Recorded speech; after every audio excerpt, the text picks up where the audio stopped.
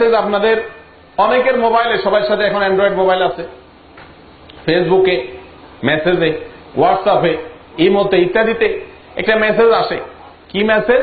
অনেক মেসেজ আসে। এর ভিতরে একটা আমার নজরে পড়ছে যে ভাই, এই মেসেজটা যে মদিনা থেকে নবী করিম সাল্লাল্লাহু আলাইহি ওয়াসাল্লামকে স্বপ্নে দেখছে, উনি বলছেন এটা এটা করতে, এটা এটা করতে, হান হান করতে, টান টান করতে স্বপ্নে দেখছে, এই কথাটা যদি আপনি 10 জন মানুষের কাছে আজকে প্রচার করেন তাহলে এই কয়দিনের ভিতরে আপনি একটা সুসংবাদ পাইয়া যাবেন।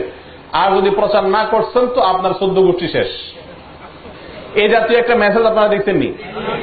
আচ্ছা, মিথ্যা, ইসলামের নামে মিথ্যা এবং ভুয়া একটা জিনিস প্রচার করছে। আমি অনেক ভালো ভালো মানুষ জানতাম, ভালো ধারণা ছিল, অনলাইনে পরিচয়, এরকম মানুষকেও দেখি এই মেসেজ পাঠায়। তো এই লোক একটি বিদআত, ইসলামের নামে একটি ভুয়া জিনিসকে প্রচারে যদি সে লিপ্ত হয়, তো ওই যে 10 জনে পাঠাচ্ছে, 10 জন কত 10 জন যাচ্ছে, এ সবার গুনাহগুলো তাদেরটা তো তাদের আছেই, আপনার আমল নামে এক্সট্রা হিসাবে জমা হচ্ছে। আল্লাহ তাআলা আমাদেরকে হেফাজত